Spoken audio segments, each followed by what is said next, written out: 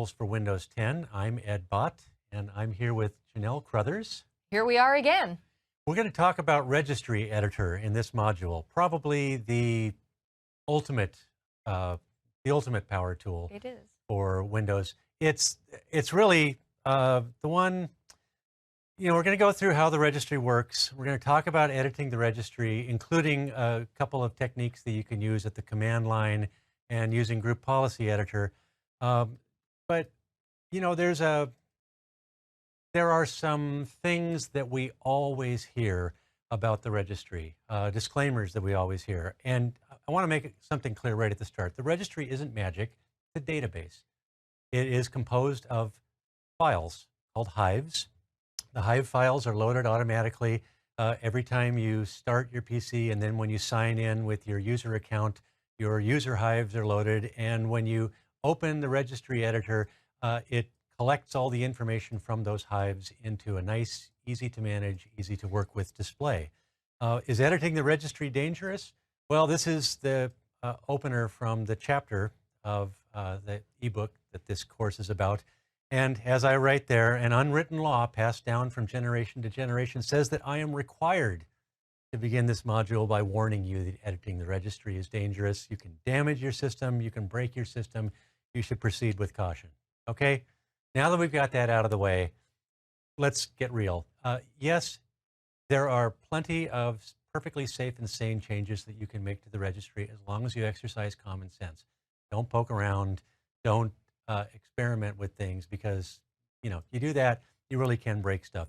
But it helps to understand how the registry editor works. Registry editor, regedit.exe, you run, and it consists of a group of information. First of all, if you're looking at your local registry, that left-hand pane is going to show you the computer node, and then underneath that you're going to see 5 subkeys. Now, technically, there's actually a couple more than that, but these root nodes, HKey classes root, HKey current user, HKey local machine, and so forth, those are where your system settings are saved. That's where Windows keeps track of how your system is configured.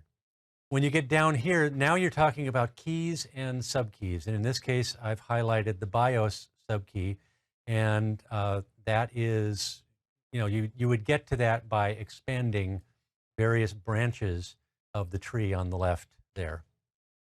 On the right side, this is the contents pane. This shows you the values that are inside of a registry key or subkey. And as you can tell, there are different types. Reg_SZ is text. It stands for string 0 byte, I believe. It dates back to the very, very earliest days of Windows, probably more than 25 years ago, as does the entire registry structure. But that's the data there. Sometimes it's quite readable. You can read some of this part. Some of it is in hex or in other data formats that aren't easy to understand from looking at it.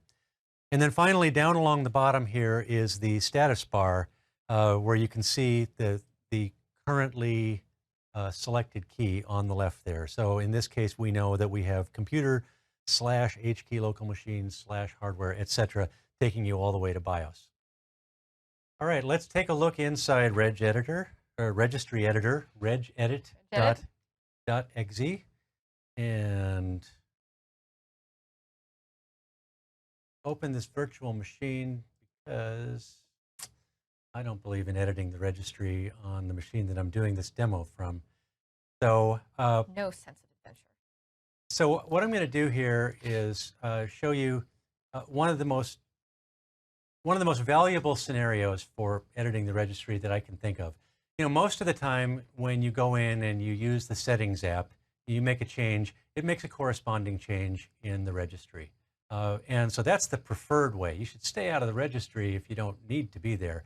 But there are some tasks that you simply can't accomplish without going into the registry.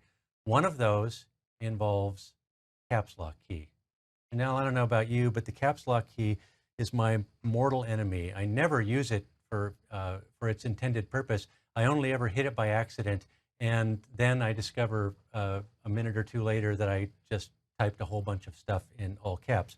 So what I would like to do is remove the ability to have the caps lock key do anything. In order to do that, I have to go into the registry, and I have to go to a key that I've already selected here under HKey local machine. And HKey local machine, that means the changes that I've made here affect the entire system, all users when they sign in.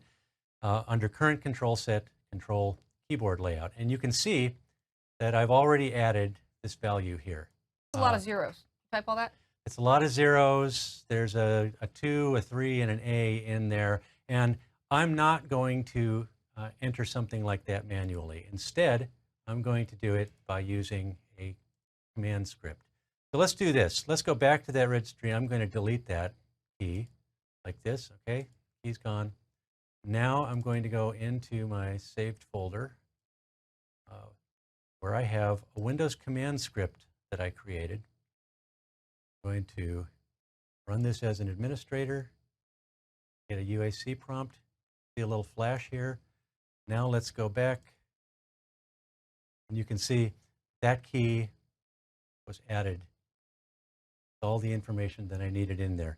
Now, not every piece of data in a value is that complex. That's a binary value, and that's particularly difficult. If you go to, something more, something more ordinary here, for example, you can type here, this is a value that's either 0 or 1. On or off. That's not particularly difficult. This is another one that's E10 in hexadecimal, 3600 in decimal. Those are not particularly difficult. Now, how do you find the value that you want to enter? Well, probably the best way is to use the Find tool on the Edit menu, but it's also available through the keyboard shortcut Control F. And what I want to look for is a value that Windows creates by default every new PC, and it's called registered owner, right? There's registered owner, registered organization. And I know this key is in here, and I know that's exactly what it looks like. And so rather than wait a long time to search through the registry, finding as it goes through every single one of the tens of thousands of keys, I'm going to say match the whole string only and just look in values and data. And let's see how quickly this pops up for us. Takes a few seconds there. Now we could have done this the hard way. I could have just typed in the word registered, and then and it would have found the first value or data that had the word registered in it. And if that wasn't the right one, then I could have hit F3 to find the next value. And I could have kept hitting F3 until I found exactly the one that I was looking for. But here, I found it, and it's under HKey local machine software Microsoft Windows NT current version. So it's been around a while, Windows NT. Yeah, this goes back to the early days. Now you'll notice here that it says for registered owner, it says Windows user, and I would like to change that to a name that actually matches me. For registered organization, I'm going to say botnet, because that's my organization. So that's how easy it is to go through the registry and change values.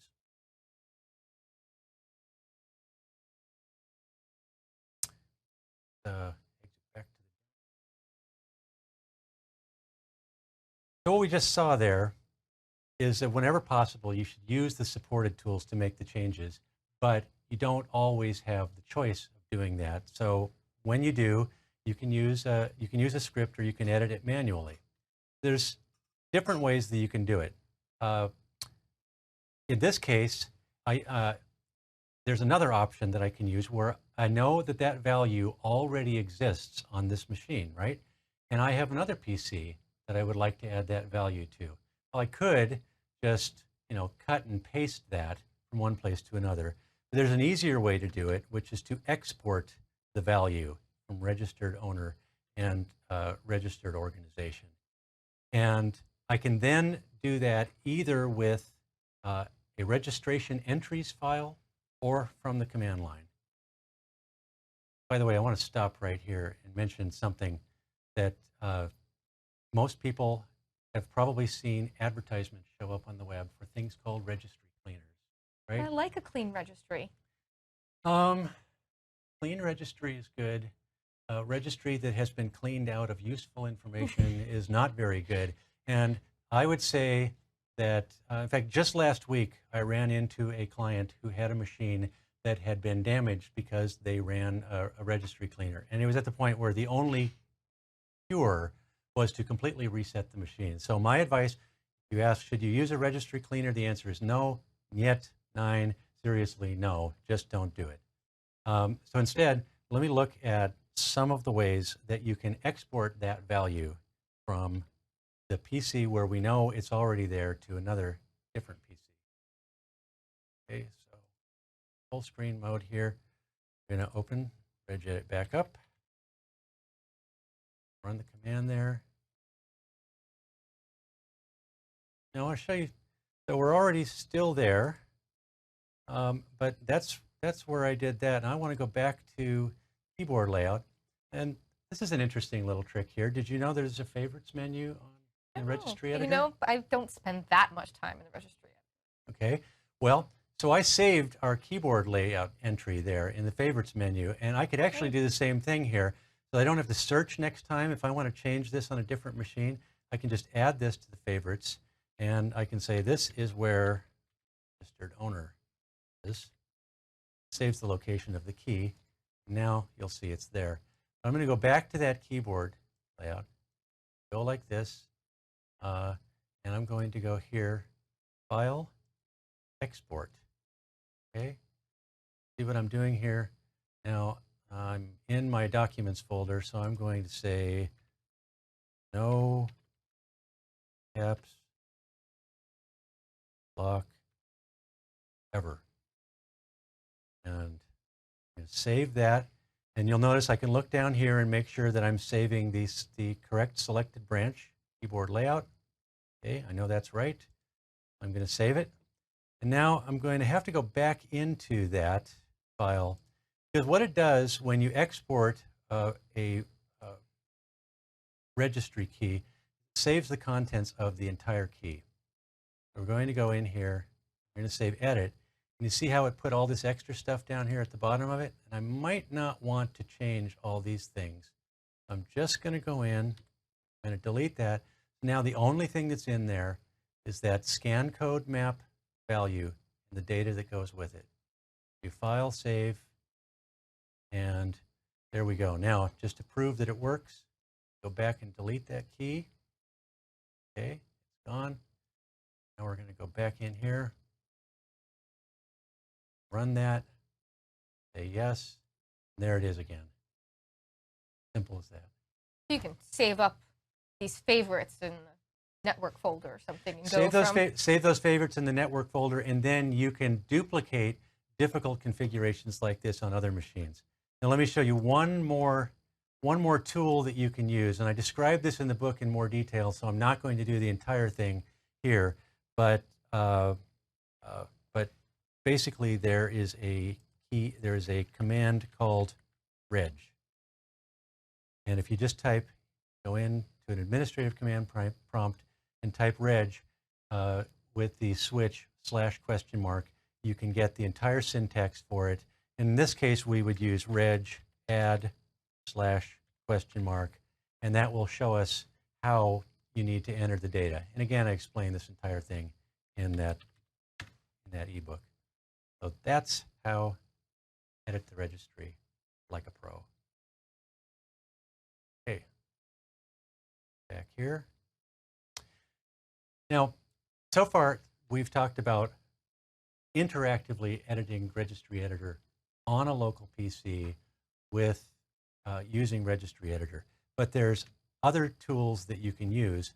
One of them is Local Group Policy Editor, gpedit.msc. You open this up. This is an example. I just want to show you this one because it's an interesting feature. This is the Windows Update for Business feature, and it's not available in the user interface. In order to set it, you have to use group policy. on a machine that's running Windows 10 Pro or Enterprise. And you can enable this feature here, and you can defer updates by 1 or more weeks. You can defer upgrades by 1 or more months. And when you make these changes in group policy, in local group policy editor, it makes the corresponding changes in the registry. As do many group policy. There's so many of them. But now, from another perspective, there's a scenario where you're a help desk person and somebody contacts you with a problem, and you know that you can fix it by connecting to their registry remotely. Yep. How do you do it, Janelle? So switch over to my machine. We can take a look here, and I am logged in. Make this a bit bigger. I am logged in on the local registry for my client workstation. So what I want to be able to do is actually connect to another client that I have in this domain that I've created. So I'm going to go to File, Connect to a Network Registry. And here I can go ahead and type in the name of another workstation that I know. I can go ahead and search for that in Active Directory, found it, and go ahead and connect to that. Now you can see that I'm actually connected remotely to that registry, but I don't have nearly as many, parts of the registry that I can get to. But I can get to the local machine, and I can get to the users, which is usually the two that you're in most of the time anyway. I usually never play around in classes root. I feel like that's a little too scary. So in case I need to change the registered owner or registered user of a remote computer, I can just go ahead and go in there and get that. And that is under Microsoft. I'm not going to wait for the whole searching thing. We know where that one is. Down in NT, Windows NT, current version. So here I can see that the registered owner of this remote machine happens to be Ryan, but I don't like that he used his name. I think that it really should belong to you, Ed. So I'm going to make that machine yours, and just hit OK and change that owner right there remotely. And so you just you just changed the registry on a machine that's not mine. Not the same one that you're working on. Nope, there. this is mine right here. Oops. Okay. This one's mine right here, because this computer is mine, and this is client 2, and you can actually see with the little mouse and the little world up on the icon there that I am remotely controlling something else out there on my network. And so this is an example of some of the things that you can do with remote connections. You can also do this with, I think, Event Viewer and a few other administrative tools. You're limited in the capabilities that you can do, but in this case, it saves you taking a trip to someone else's desk to actually interactively work at their machine. So if you're working on a help desk, or if you're a support professional, it's a technique that's worth using. And that takes care of our module on Registry Editor. To get the free ebook, URL is here.